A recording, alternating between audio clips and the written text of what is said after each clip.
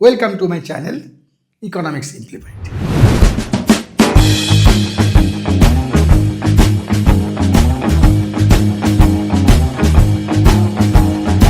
আজকে আমরা একটা ইন্টারেস্টিং আলোচনা নিয়ে আসছি। বোর্ডে অলরেডি লেখা আছে, দেখো, একটা স্ক্রিনশট নিয়ে রাখো।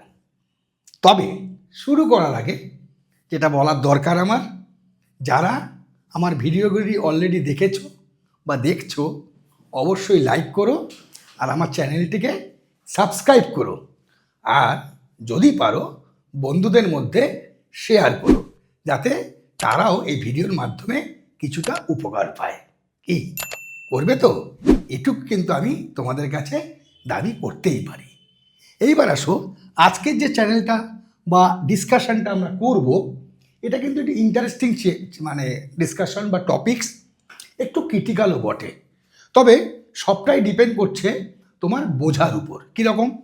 আমি আমার আগের ভিডিওতে দেখিয়েছিলাম যে কি করে প্রাইস ফ্লেক্সিবিলিটির মাধ্যমে ডিম্যান্ড এবং সাপ্লাইয়ের ইন্টারাকশনের মাধ্যমে equilibrium price and quantity determined হয়। বুঝলে না?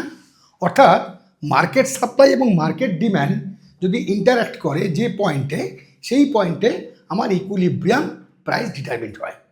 এবার তার থেকে যদি কোনো সময় এক্সেস ডিম্যান্ড থাকে বা এক্সেস সাপ্লাই থাকে, তাহলে প্রাইসটা অটোমেটিক অ্যাডজাস্টমেন্টের মাধ্যমে আবার ইকুইলিব্রিয়াম দিকে ফিরে যায়, যেটাকে আমরা বলেছিলাম স্টেবল ইকুইলিব্রিয়াম। এটাকেই আমরা বলেছিলাম ক্যাপিটালিস্টিক ইকোনমিতে ফ্রি মার্কেট মেকানিজম, এবং একটা ভেতরে কাজ করে যেটাকে অ্যাডাম স্মিথ বলেছিলেন কি ইনভিজিবল হ্যান্ড বা অদৃশ্য হাত। এখন মনে করো কোনো দ্রব্যের, যেগুলো এসেনশিয়াল কমোডিটি, সেই রকমভাবে আমাদের মার্কেট প্রাইস ডিটারমিন হয়েছে interaction between demand and supply, equilibrium price হয়েছে ওপিই। এই ওপিইটা একজন কনজিউমারের কাছে বা এ ক্লাস অফ কনজিউমারের কাছে, বলতে পারো পুয়ার বা মিডল ক্লাস পিপলের কাছে, তাদের কাছে এই ইকুইলিব্রিয়াম প্রাইস, যেটা খোলা বাজারে ফ্রিলি ডিটারমিন হলো, এটা কিন্তু তাদের কাছে সহ্য বা অসহনীয়, তাদের কাছে খুব বেশি দাম। They are unable to afford because they have no money বা poor money, they are in the poor conditions. তাহলে এই যে জায়গাটা, অর্থাৎ ধরো আলু বা পেঁয়াজ বা চিনি হোয়াটএভার, তাহলে এই দামটা ইকুইলিব্রিয়াম প্রাইস ওপিই, যেটা খোলা বাজারে বিক্রি হচ্ছে, ওপেন মার্কেটে, তাহলে সবাই এই একই দামে কিনতে হবে, যেহেতু interaction between demand and supply হয়েছে। এখন এই দামটা দেখা গেল নিত্য প্রয়োজনীয় দ্রব্য বা নেসেসারি কমোডিটির ক্ষেত্রে যারা গরিব লোক, যারা বিপিএল ক্যাটাগরিভুক্ত, তাদের কাছে এই দামটা প্রচণ্ড বেশি। তাহলে এবার কি করবে? এবার government will take the action, অর্থাৎ গভর্নমেন্টের অ্যাক্টিভিটি এইবার মার্কেটে আসবে। গভর্নমেন্ট কি করবে? গভর্নমেন্ট তখন বলছে ম্যাক্সিমাম প্রাইস লেজিসলেশন বা প্রাইস সিলিং বলা হয়। কি একটা ডাউট হচ্ছে যে সিলিং মানে তো সর্বোচ্চ? ইয়েস, অর্থাৎ গভর্নমেন্ট একটা অ্যানাউন্সড লিগ্যাল প্রাইস ঘোষণা করবে, যেটা ওই দামের উপরে আর কোনো সেলার কনজিউমারের কাছ থেকে বেশি দাম চার্জ করতে পারবে না। এইবার আমি এই ফিগারটায় আগে আসি, যেটা স্টুডেন্টসরা ম্যাক্সিমাম ভুল করে। অর্থাৎ ড্রয়িং যদি ভুল হয়ে যায়, তাহলে পুরো ব্যাখ্যাটাই ভুল হয়ে যাবে। ওই জন্য এই ভুল থেকে শুরু করব, তারপর সঠিক জায়গায় আসবো। কীরকম? মনে করে দেখো, একই নাম দিয়েছি, ডিম্যান্ড সাপ্লাই ইকুইলিব্রিয়াম প্রাইস পিই করেছি। তা এই কথা শুনে তোমার কি মনে হচ্ছে? ম্যাক্সিমাম প্রাইস, যে দামটা বোধি ইকুইলিব্রিয়ামের ওপরে থাকবে। তা মনে করো গভর্নমেন্ট অ্যানাউন্স প্রাইস হচ্ছে OP1, তাহলে OP1 যদি অ্যানাউন্স প্রাইস হয়, লিগাল অ্যানাউন্স প্রাইস, যেটা কিন্তু ইকুইলিব্রিয়াম প্রাইসের ওপরে তুমি ভুল ক্রমে ডাক দিয়ে দিয়েছো, নো ইস্যু। কী ব্যাপার? তাহলে এই প্রাইসে এগ্রিগেট ডিম্যান্ড, মার্কেট ডিম্যান্ড কত? AP1, আর এগ্রিগেট সাপ্লাই কত? BP1, তাহলে এক্সেস সাপ্লাই। তাহলে এই প্রাইসটা এক্সেস সাপ্লাই হলে কী হবে? দামটা আবার তলার দিকে আসবে, তারপর আবার দামটা OPEর দিকে চলে আসবে, যে প্রাইসটা একজন কনজিউমার এফোর্ড করতে পারছে না। তাহলে কখনোই গভর্নমেন্টের যে announce price, which is called the maximum price legislation, never be above the equilibrium price, কারণ ধরে রাখতে পারছে না, আবার যেই দিকে চলে আসছে। কি বোঝাতে পারলাম?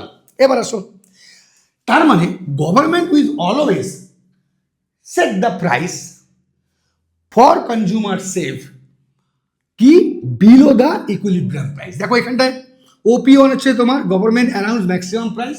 এবার এক্ষেত্রে কি হচ্ছে, এক্ষেত্রে হচ্ছে OQ1 হচ্ছে তোমার এগ্রিগেট সাপ্লাই, OQ2 হচ্ছে এগ্রিগেট ডিম্যান্ড। তার মানে কি এক্সেস ডিম্যান্ড এখানে আছে। এই যে এক্সেস ডিম্যান্ড থাকলে কি হবে, দামটা বাড়ছে, কিন্তু দামটা বেড়ে ওপর দিকে আর যাবে না, কারণ এর ওপরে আর প্রাইসকে উঠতে দেওয়া যাবে না, because OP1 is the maximum price ceiling. তাহলে এখানে হচ্ছে justification behind the maximum price legislation theory, বুঝেছো? তাহলে এখানে সমস্যাটা কি হচ্ছে দেখো, তাহলে সমস্যাটা হচ্ছে আমাদের মার্কেটে সাপ্লাই আছে OQ1 বাট ডিমান্ড আছে OQ2, তার মানে অ্যালোকেশন অফ অ্যাভেলেবেল সাপ্লাই কত হচ্ছে OQ1, মানে এই পরিমাণটা আমার কাছে আছে, আর লোকজন চাইছে কত OQ2 পরিমাণ।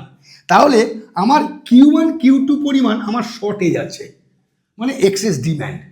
তাহলে এই এক্সেস ডিম্যান্ডটাকে সরকার মানে কিভাবে মিট করবে, বা what are the policies that can meet this type of scenario? There are 3 process. Number 1, first come first serve, অর্থাৎ যে FIFO method, first in first out. অর্থাৎ আমার কাছে কত আছে OQ1, তাহলে যারা যারা আগে আসবে মজুদ থাকা, মানে আমার কাছে দ্রব্য যতখানি সাপ্লাই আছে ততটা সাপ্লাই আমরা যে আগে আসবে তাকে দেব। একে বলে FIFO method, first in first out, মানে বলা হচ্ছে ফার্স্ট কাম ফার্স্ট সার্ভ। তা তোমার কাছে 200 কিলো আলু আছে, তাহলে দেখবে কিছুদিন আগে বা বেশ কয়েক বছর সরকারের একটা ভূমিকা ছিল যে আলুর দাম ক্রমশ বেড়ে যাচ্ছে, আলুর দাম ক্রমশ বেড়ে যাচ্ছে। তাহলে কি করলো সরকার, এবার সরকার মার্কেটে নামলো, মানে ইন্টারভেন করলো। ইন্টারভেন করে কী করলো না, যত আলুর গোডাউন আছে সেখান থেকে স্টোরেজ থেকে মার্কেট থেকে সরকার আলুগুলো বার করলো এবং ডিফারেন্ট প্লেসে আলুর গাড়িগুলোকে দাঁড় করিয়ে দিল। অর্থাৎ দেখা গেল এই আলুর গাড়িগুলো যখন দাঁড় করিয়ে দিল, ওখানে দেখা গেলো 500 কিলো বা 100 কিলো আলু আছে, এবার একটা লম্বা লাইন পড়লো। এই লাইন পড়ার জন্য ফার্স্ট ইন ফার্স্ট আউট মোসেসে এই 100 কিলো বা 200 কিলো যেটা গাড়িটায় ছিল সেটাকে ডিস্ট্রিবিউট করলো, মানে সেল করলো। সমস্যাটা কি এখানে? সমস্যা হচ্ছে দ্যার ইজ আনসার্টেনিটি, অর্থাৎ যে ব্যক্তি 50 জনের পেছনে লাইনে আছে সে কিন্তু নিজেও জানে না সে ওই আলু প্রোডাক্টটা পাবে কি না, কারণ ফার্স্ট ইন ফার্স্ট আউট। তাহলে এখানে একটা কাস্টমার বা কনজিউমারের আনসার্টেনিটি দাঁড়িয়ে যাচ্ছে, কারণ সে পাবে কি না জানে না। নাম্বার 2, পেশেন্স, সে ধৈর্য ধরে দাঁড়িয়ে আছে, ওয়েস্টেজ অফ টাইম। দেখা গেল সে দুজনের পরে লাইন, কিন্তু তার ঠিক আগের ব্যক্তি যখন নিল তারপরে দেখলো আলুটা শেষ হয়ে গেছে, তাহলে তাকে আবার অন্য কোনো জায়গায় লাইনে দাঁড় করাতে হবে, তার মানে ওয়েস্টেজ অফ টাইম। তাহলে কনজিউমার কিন্তু এক্ষেত্রে সাফার হচ্ছে ফার্স্ট ইন ফার্স্ট আউট মেথডে। ক্লিয়ার? সেকেন্ড আসো allocation of the seller choice. Allocation of the seller choice মানে, অর্থাৎ কেরোসিনের উদাহরণ দিই। দেখা গেল কেরোসিনের ডিস্ট্রিবিউটার তোমার পাড়ার একজন ভদ্রলোক রামবাবু। এবার দেখা গেল তুমি রামবাবুর যে মুদিখানার দোকান সেখান থেকে তুমি কিন্তু মাসকাবারি খাও না, কিন্তু অন্য একজন ভদ্রলোক সে কিন্তু মাসকাবারিটা খায়, এবং সেই দোকানেই দেখা গেল কেরোসিনের ডিস্ট্রিবিউশনটা হচ্ছে। তাহলে তোমার থেকে কিন্তু ওই ভদ্রলোকের প্রেফারেন্সটা বেশি থাকবে, because he is a royal customer, কারণ তার কাছে প্রতিদিন খাচ্ছে। তাহলে as per the seller choice, মানে ব্যক্তিগতভাবে যে বিক্রেতা, সেই বিক্রেতা তার পছন্দ অনুসারে কাউকে দেবে কাউকে দেবে না। তুমি চাইলে গিয়ে বলবে না স্টকে নেই, আবার ওই ভদ্রলোক চাইলে বলবে হ্যাঁ আছে। তুমি হয়তো চাইলে 2 লিটার, ওই ভদ্রলোক চাইলে 5 লিটার, কিন্তু তোমার চোখের সামনে কিন্তু ওই 2 লিটার দিয়ে দেবে, বাকি 3 লিটার অন্যভাবে তাকে জুগিয়ে দেবে। তাহলে এক্ষেত্রে কিন্তু যে প্রবলেমটা দাঁড়াচ্ছে সেটা বায়াসনেস, অর্থাৎ পছন্দ, মানে কারোর প্রতি একটা মোহ, কারোর প্রতি কোনো বিশেষ বায়ারের প্রতি একটা মোহ দেখাচ্ছে সেলার চয়েস। এটাও কিন্তু unjustified as per the point of view of welfare. Clear? Next আসো rationing. This is the most scientific way. কীরকম না, তোমার কাছে কত আছে, তোমার কাছে আছে OQ1 স্টক, দিতে হবে কত OQ2 লোককে। তাহলে OQ2 লোককে দেওয়ার জন্য তোমার আছে OQ1, তাহলে একটা লোককে দিতে হবে কত OQ1 বাই OQ2, অর্থাৎ পার হেড মানে কোটা। এই পার হেড সবাইকে কোটা সিস্টেমে আমি রেশনিং একটা কার্ড, রেশন দোকান যেটা আছে গভর্নমেন্ট অথরাইজ চিপ প্রাইস যেখানে দেওয়া হয়, এই রেশন কার্ড দিয়ে দিল বা কুপন সিস্টেম করতে পারে। সেক্ষেত্রে এই কোটা বেসিসে যতটুকু তোমার দরকার মানে ওই হিসাবে আসছে, সেই ততটুকু পরিমাণ কিন্তু বিপিএল ফ্যামিলি, কারণ আমি বলেছি এখানে এফেক্টেড কারা হয়, এখানে এফেক্টেড হয় ম্যাক্সিমাম কনজিউমার যারা দুরবস্থায় আছে, অর্থনৈতিক অবস্থার সুফল ভোগ করেনি, অর্থাৎ যাদের ইনকামটা খুব কম। ম্যাক্সিমাম পিপল আর বিপিএল ক্যাটাগরি মানে বিলো পভার্টি লাইন ক্যাটাগরি। তাহলে সেক্ষেত্রে সরকার কি করলো, রেশন কার্ড বা কুপন সৃষ্টি করতে পারে, যার মাধ্যমে ফেয়ার প্রাইস শপ থেকে কোটা সিস্টেমের মাধ্যমে, যে কোটা সিস্টেম হয়ে গেল আমার কাছে এত কিলো আছে এত লোককে দিতে হবে, তাহলে একজন মাথা কিছু কত পাবে, দ্যাট ইজ দ্য কোটা, একটা স্পেসিফাইড অ্যামাউন্ট।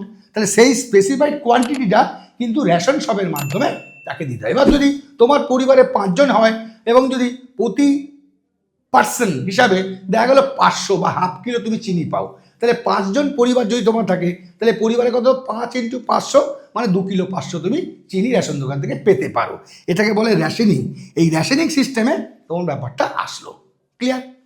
কিন্তু এই যে সমস্ত কিছুটা হলো, এখানে যেটা নেগেটিভ ইম্প্যাক্ট আসছে, that is every chance of black marketing, অর্থাৎ কালোবাজারি। যারা যাদের অর্থ আছে অথচ এই প্রসেসের মাধ্যমে, অর্থাৎ রেশনিংয়ে বলো সেলার চয়েস বলো, তারা কিন্তু তাদের প্রয়োজনীয় কোয়ান্টিটিটা পেল না, অথচ অর্থ আছে, তারা কিন্তু আন্ডার দ্য গ্রাউন্ড এই ব্ল্যাক মার্কেটিং খেলাটা খেলবে। কীরকম, তারা বেশি দাম দিয়ে, যেটা government announce price maximum selling, তার থেকে বেশি দামে কিন্তু ওই সেলারের কাছ থেকে জিনিসটা কিনবে বা মার্কেট থেকে কিনবে। সেটাকেই আমরা বলছি every chance of emergence of black marketing. এই ব্ল্যাক মার্কেটিংটা যদি প্রশাসনিক জায়গা থেকে রোধ করা যায়, তাহলে কিন্তু এই রেশনিং প্রথাটা বা অ্যালোকেশন অফ ডিস্ট্রিবিউশন প্রথাটা আমার কিন্তু অনেক বেশি সাইন্টিফিক হবে, আর এর মধ্যে আহামরি কিচ্ছু নেই।